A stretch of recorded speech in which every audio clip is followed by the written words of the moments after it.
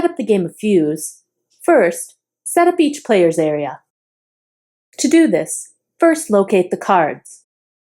Separate out the 11 Fuse cards from the bomb cards. The Fuse cards are easily located because they have a single cube on them. Set all of the Fuse cards aside for now. You will have 54 cards remaining in the deck.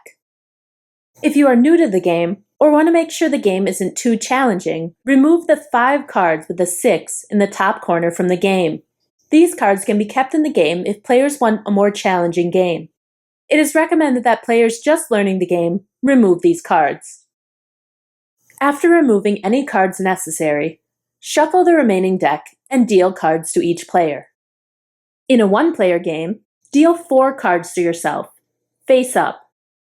While gaining your cards, you must have at least 3 cards of different values.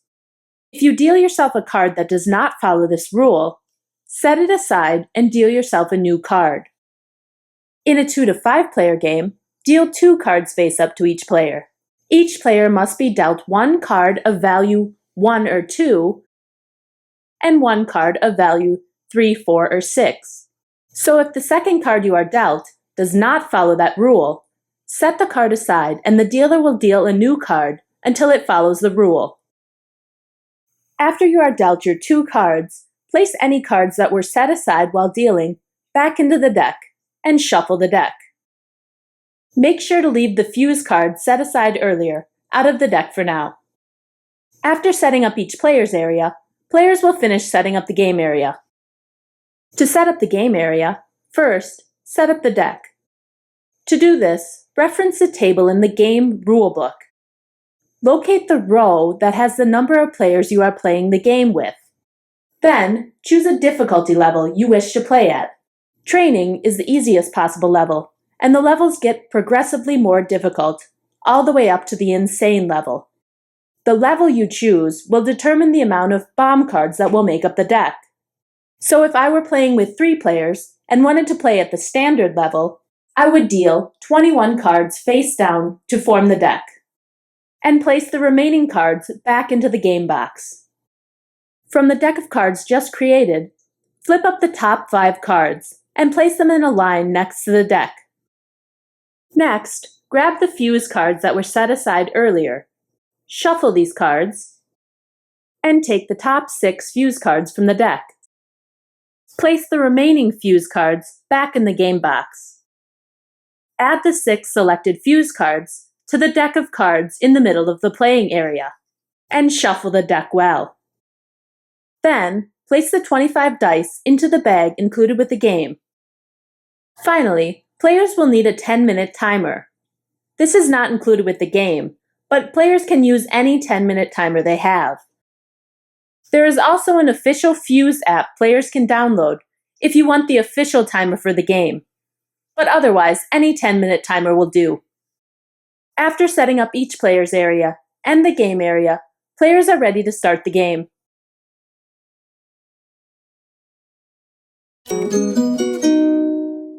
The game of Fuse is a fast-paced cooperative dice placement game that takes place over a 10-minute span of time. Players must take turns rolling dice and distributing those dice to each player to try to defuse all of the bomb cards in their player area before the time runs out. To start the game, one player will be named the start player and gain the bag of dice. Then they will start the 10-minute timer and the game will begin. The player holding the bag of dice will then immediately reach into the bag and draw out dice to start the game. They will draw out an amount of dice according to the number of players in the game. In a one-player game, draw out 3 dice from the bag. In a 2-player game, draw out 4 dice from the bag. In a 3 to 5-player game, draw out dice equal to the number of players in the game. So in a 3-player game, draw out 3 dice.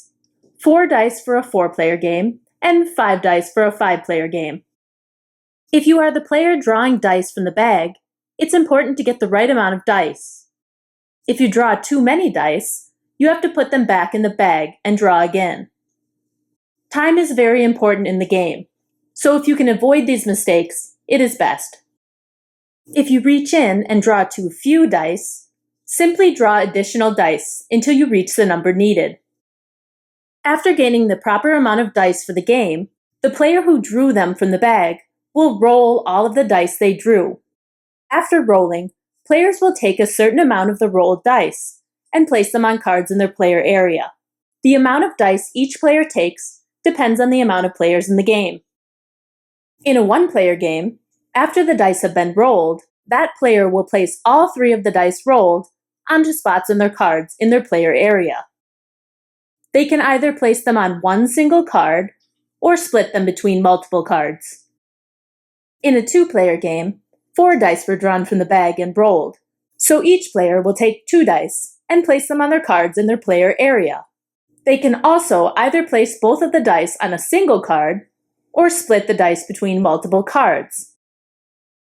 In a 3 to 5-player game, the amount of dice rolled equaled the amount of players in the game, so each player will take 1 die and place it on one of their cards in their player area.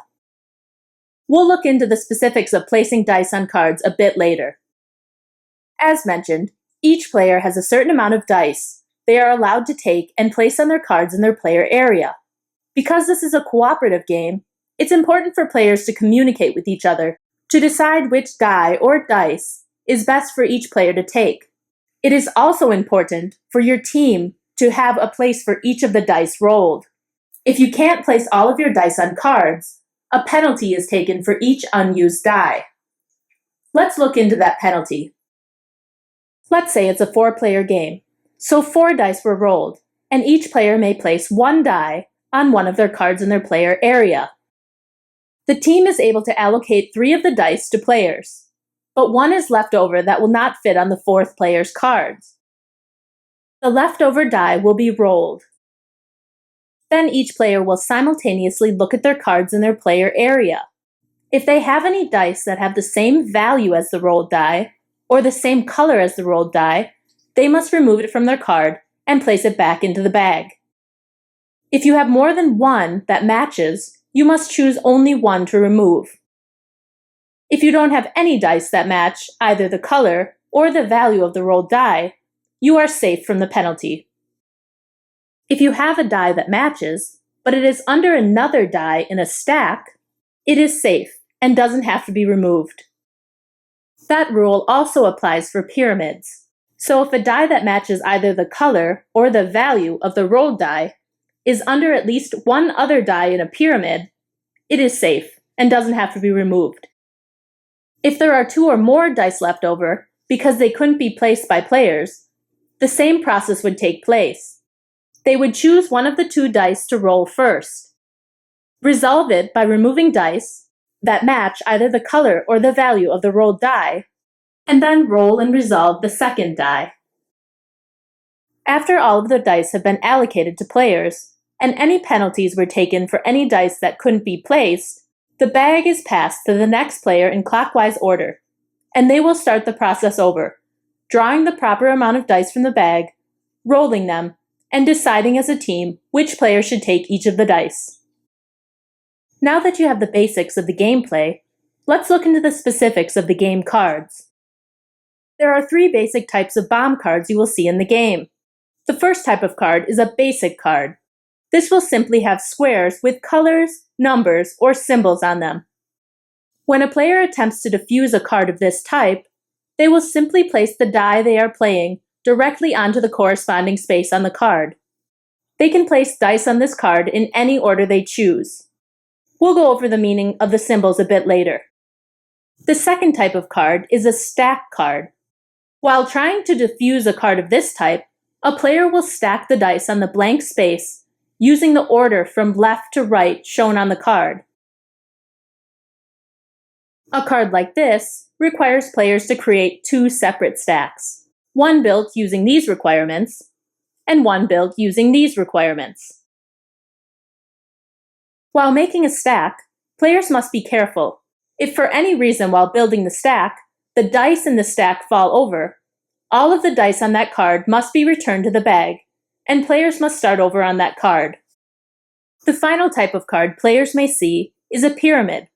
To defuse a card of this type, a player must create the exact pyramid seen on the right on the spaces to the left. So for a smaller pyramid card like this, players would have to play the base layer first and then place the top of the pyramid. In a larger pyramid, you have a bit more leeway in how you build it, but on the second and third levels of the pyramid, there must be 2 dice touching the die just placed. So a player could make a pyramid like this, but they could not make a pyramid like this, because the die they just placed on the top of the pyramid does not have 2 dice directly under it. Much like with the stack, players must be careful while building a pyramid. If at any time any of the dice in the pyramid fall, all of the dice on that card must be removed and returned to the bag, and players must start over on that card. Now that you have an idea of the types of cards in the game, let's take a look at the different symbols on the cards. Whenever you see a box with a solid color on it, that box will require 1 die of that color. It doesn't matter what the value on the die is. So this space could have a yellow die placed on it, this space a red die, and this space a green die. This stack card would require a green die of any value on the bottom, followed by a black die of any value, a red die of any value, and finally a blue die of any value. And this pyramid card would require a red and green die of any value on the bottom, with a blue die of any value on the top. A symbol with 2 colors on it means a player can play either the top color or the bottom color. So a player could play either a blue or green die of any value here, and a yellow or a red die of any value here. A symbol with multiple colors like this means you can play any colored die. These symbols are accompanied by other symbols between the spaces, which I'll explain later. A white square with a single value on it means a die of any color can be placed on it, but the value of the die must match the number shown. So this space would require a die with a roll value of 6 on it, in any color. This space would require a die roll of 5 in any color, and this space, a die value of 1 in any color. As mentioned earlier, split symbols give a player the option of playing either the top condition or the bottom condition on that space. For example, this space could have either a 3 or a 6 of any color. This space could have either a 2 of any color or a red 1. And this space must have either a green 1 or a blue 1. Some spaces tell the exact die that must be placed there. For example, this space must have a green 2. Whenever you see a question mark, you are allowed to place any die of any value and color on that space. So to complete this stack, a player could place any 2 dice on the bottom, a yellow 1 in the middle, and 2 more dice of any color and value on the top. Some cards require players to complete some math with the values on the dice. Whenever you see an addition or subtraction symbol, the math must work out to defuse that card. For example, this card would allow a player to place any value of die in any color, but when you add the value of the 3 dice together, it must equal 11. This card would require the sum of these 2 dice to equal the sum of these 2 dice. This card would allow a green or a yellow die and a blue or a red die. The only catch is that the value of these 2 must equal 7. Subtraction works the same way, so the math must work out. Whenever you see an equal sign, the dice placed must equal each other in whatever way is specified.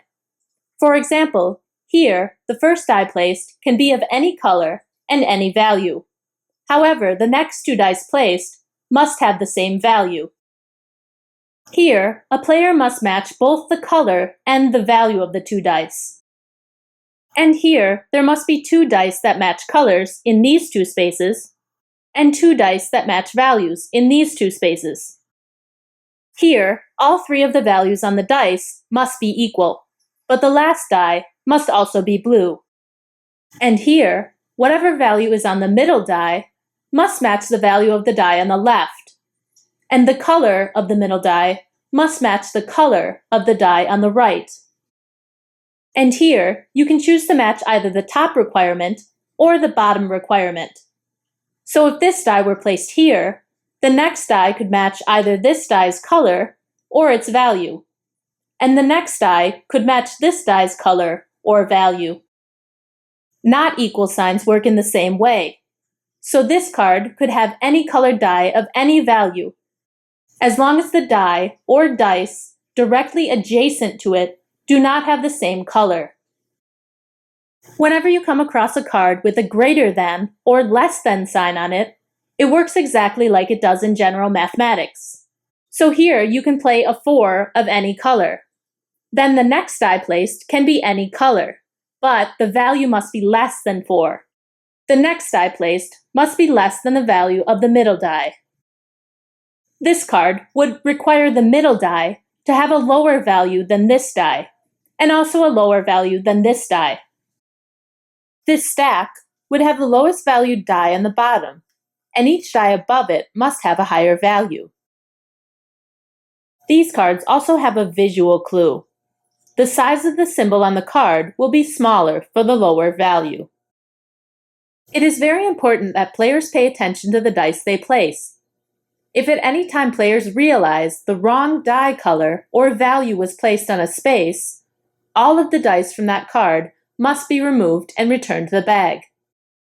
Players are also not allowed to move dice around on their cards after they have placed them. As the game moves on and players continue placing dice on their cards, they will start to defuse some of the cards. A card is defused when the last needed die is placed to satisfy the requirements of the card. This stack would be defused because it has all of the dice stacked in order from left to right. And this pyramid would be defused because it has all of the required dice. Whenever a card has been defused, the player will remove all of the dice from the card and place them back in the bag. Then they will place the card they just completed off to the side face down in a pile with all of the other completed cards. Next, they will choose one of the face-up cards placed in the middle of the table to replace their empty spot in their player area. It is recommended that you do not take a higher level card if you already have high level cards in your player area. This can make it more difficult for you to be able to complete those cards. After choosing their new card, they will flip up the top card from the deck and replace the card they just took. There are a few special fuse cards that have been placed in the main deck. If a player is replacing one of the cards from the middle and draws a fuse card, they must immediately resolve the card. If you draw a fuse card with a color on it, all players must return one die of that color from their player cards to the bag. If you don't have any that match that color, you do not have to remove anything. If you draw a fuse card with a number, all players must return one of their dice showing that value on it from their player cards to the bag. Just like with unused dice, players do not have to return a die if it is under another die in a stack, or if it is under at least one other die in a pyramid. Players are also not required to remove a die from a card they just defused. For example, if two players had gained dice that completed one of their cards, and the first player redrew a new card and revealed a fuse card, this player would not have to remove their red die, because this card is complete. Set any fuse cards you draw during the game in a pile to the side. These will be used for final scoring.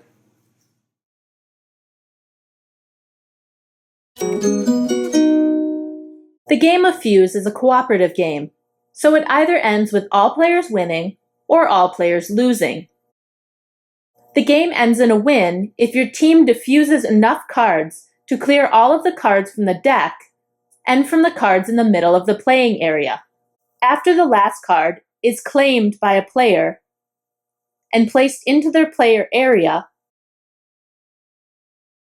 stop the timer immediately and note the amount of time left on the clock. This time will be used for final scoring.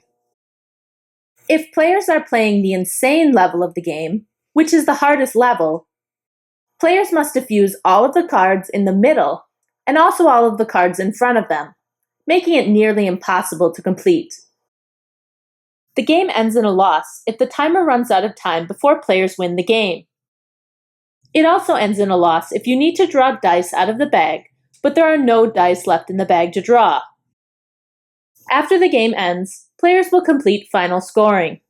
If they won the game by defusing enough cards, they will automatically gain 10 points. They will also look at the timer, which they stopped immediately after winning the game. They will gain 1 additional point for each full 10 seconds left on the clock.